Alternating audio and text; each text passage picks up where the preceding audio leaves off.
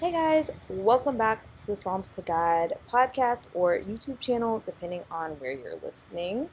I wanted to take a minute to have a heart to heart update announcements type of video. If you're looking on the YouTube channel, then you've probably been wondering why I haven't uploaded as much content. If you have been listening to the podcast, I have been uploading content, but maybe not as frequently or as consistently as I should be. And so I wanted to quickly talk about why that is. There have been three major contributors to this. Two are things that I suspect will be a non issue in the near future. And the other one has been something that I've been struggling with since before I even started Psalms to God. Actually, the very beginning of Psalms to God, but before it became like its own kind of thing. I was blogging, but I don't think it was called Psalms to God at the time. Don't quote me on that. It's been a long time. So I want to talk about those three things and what I'm trying to do to mitigate some of that and why everything's been a little inconsistent. And of course, to thank you guys for hanging in there in the meantime and for supporting the stuff that I do manage to get out to you guys. So the first thing is that in case you missed it in any of the other videos or content that I've put out, I did move. I have been moving a ton. I have moved twice in the past like 4 or 5 years. I was living in South Florida. I got laid off from my job in 2020 and I moved to Texas. I was temporarily staying in an apartment before I got my own place. So I moved twice technically in Texas. And then I was in Texas for like 2 years, but I ended up transferring teams at my job and have moved to North Carolina. A lot of this is to be closer to family and for personal reasons. I do have some videos up about how 2021 or 2022, ooh, my years are getting mixed up, how 2022 went and how that kind of sparked this desire for me to be closer to my family. Those are up on the YouTube channel if you are curious, but that's part of why I moved.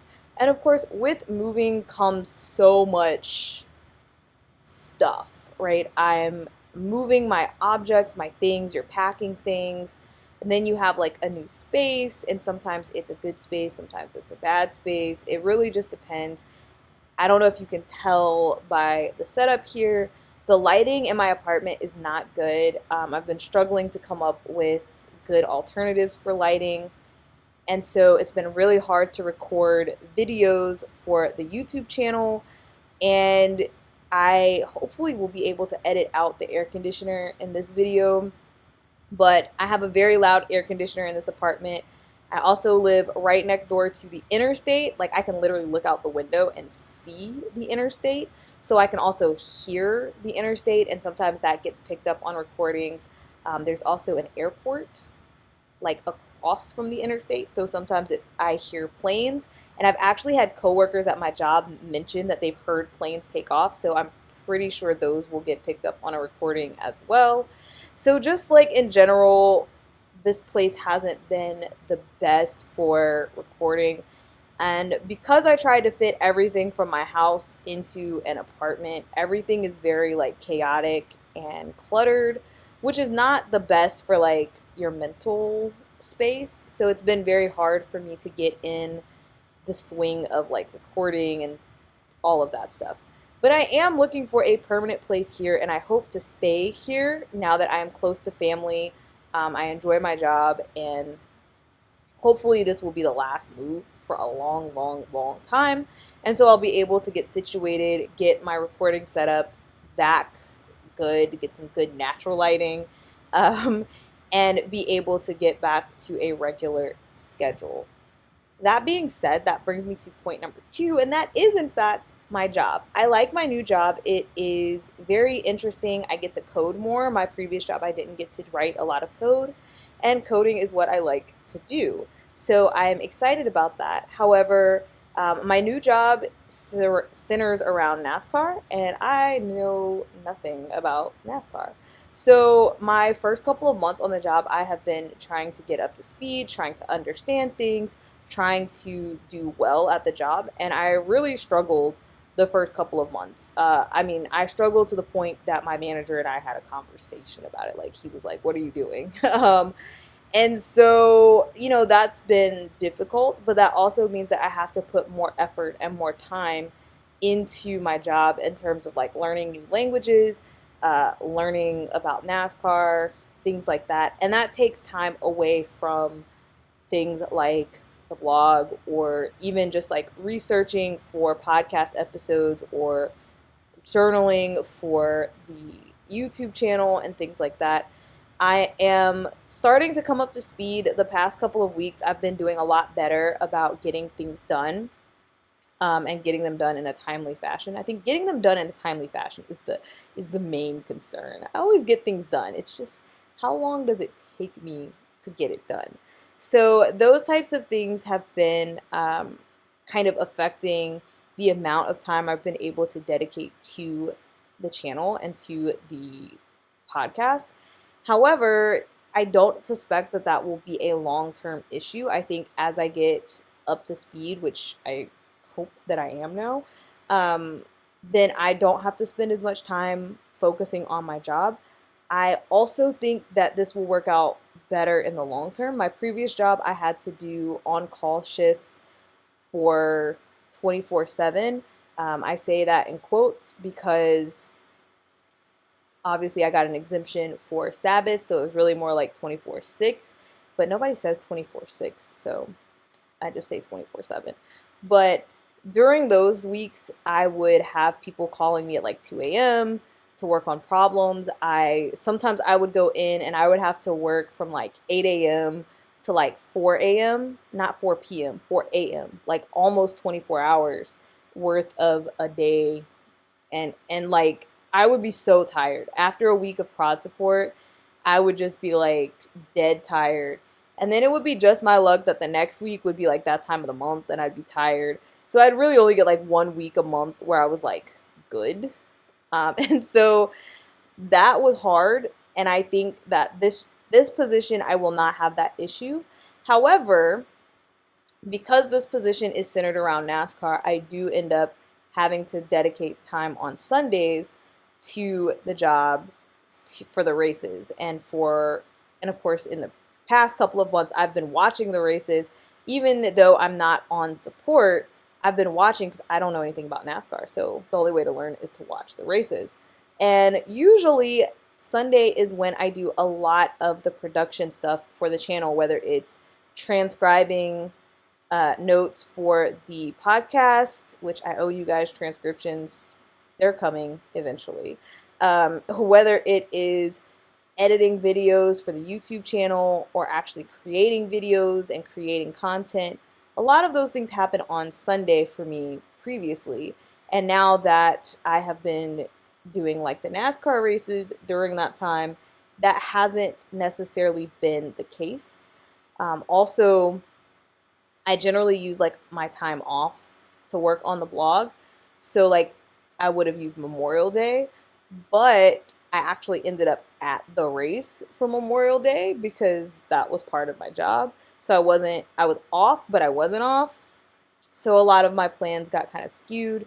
So I'm thinking that as time goes on, I'll probably start coming up with alternatives for when I do these things and sort of rearrange my schedule. But I think overall that this job will lend to less stress and less time like being like on the go and like mentally exhausted, which should free up more time for Psalms to God stuff.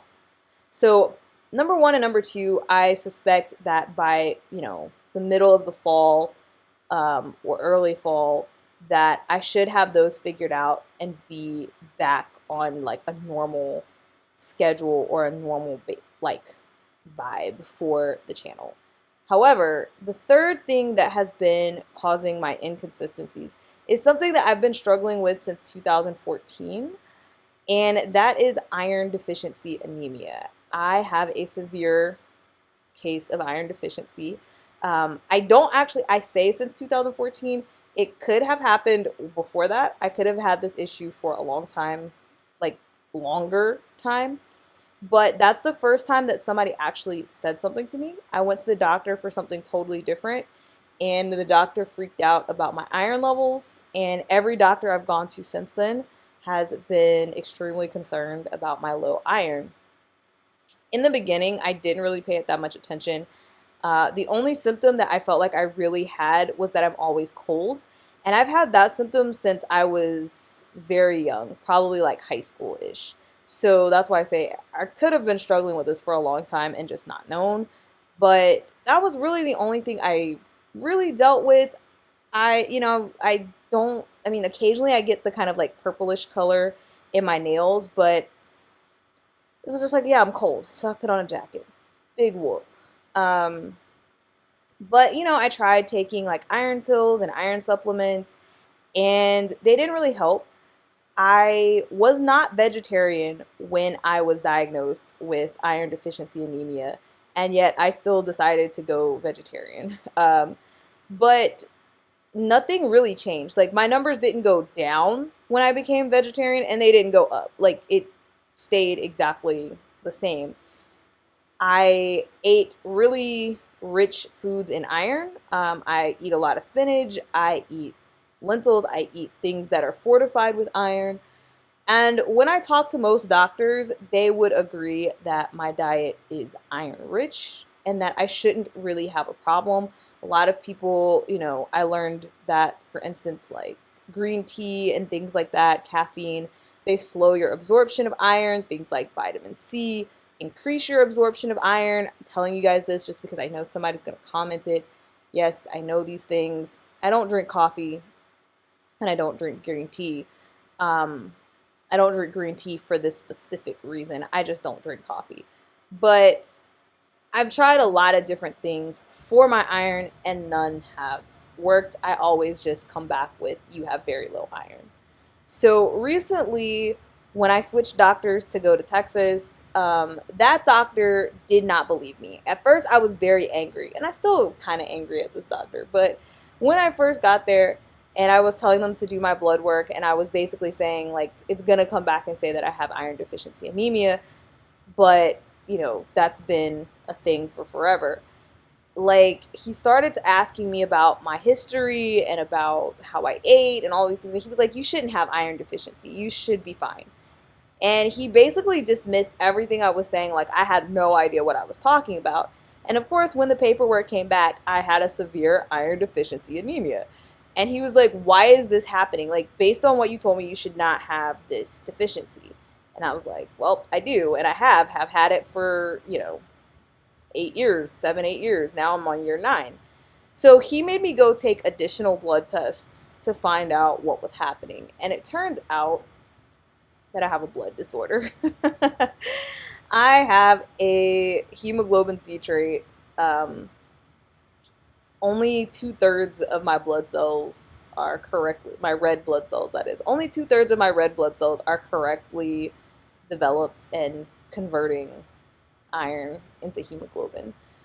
So I'm operating kind of at a deficiency, and it's very possible that I also have something like thalassemia minor or something playing in there, and that's why I can't get my iron deficiency under control. I wouldn't be worried about it because it's been like that since 2014. We're going on year 9, and I haven't really had any major health problems to date concerning that. I don't think the average person would not know that. I did a whole PhD with an iron deficiency, and I still survived. Um, and so it really wasn't getting in the way of my life, so I didn't pay it much attention. However, in the past year or so, I have struggled with like focus and being like attentive. I cannot focus to save my life, which also doesn't help at my job and learning what I'm doing and coming up to speed. Because I have a tendency to zone out and just be like, wait, what? What did they say? What's happening? What are we doing? Um, and I've been struggling with migraines, which may or may not be related to the iron deficiency. In fact, maybe like a month ago, I had a migraine that started on a Monday and it would not go away. I had to go to urgent care on Wednesday. And they actually had to give me like some sort of shot to like stop the migraine. I had to get medicine for nausea because I couldn't eat. I was getting like nauseous and stuff. And so, in general, um, all of that has been kind of coming to a head where I'm just like, yo, I can't keep doing that. So, even though I love being vegetarian and it's been great for pretty much every aspect of my life, I have started eating beef once again to see if it helps with the symptoms and with the iron. Not a fan. I'm really not a fan at all. I don't eat it regularly. I'm not eating meat every day, and I don't intend to ever. But if I'm gonna give it about 6 months and see where my iron levels land and how my symptoms play out, if things improve, I will probably continue to have steak at small intervals to help boost my iron and to help boost my intake. The mentality or the rationale behind that is that when you get iron when you eat, so plant-based foods actually have more iron in them, but the iron that comes from meat is easier to digest. And since my body literally is having trouble digesting and processing the iron, I'm thinking that perhaps I need to consume some meat iron to make it easier for my body to actually get the nutrients that it needs. So, gonna try it. If it doesn't work within 6 months, I'll be back to being vegetarian. But since I do talk about being vegetarian on the Psalms to God media platforms, I thought it was only fair that I actually share with you guys that I have been eating beef for that particular reason. And of course, like I said, that is one of the contributors to me being inconsistent because sometimes I'm just tired. I'm just really, really tired. Or I have migraines, or there's some other kind of like health thing. And of course, some of that could be, like I said, I'm living in an apartment that's next door to an interstate. I'm not getting a whole lot of sleep right now. So some of that may improve when I move. And it may have nothing to do with my iron levels. It may have nothing to do with eating beef or not eating beef. Um, I really don't know. Or I could continue to struggle with my iron deficiency for life because the trait that I have is genetic. It's not going to go away. I'm not suddenly going to get new blood cells that are functioning correctly. So there's a chance that I'll always just be kind of inconsistent on the blog and on the channel. But I do hope to be better and a little bit more consistent come the fall. So that being said, I did just want to come on short, sweet. This is probably not as short as I wanted it to be, but whatever. I just wanted to come on and let you guys know what was going on and give a little bit of an explanation for what was going on. And I should be coming up with some videos and some content soon. I have lots of ideas. I just got to sit down and get them either recorded or on paper, whatever the case may be. So pray for me and my health, and I will see you guys as soon as I can. Bye.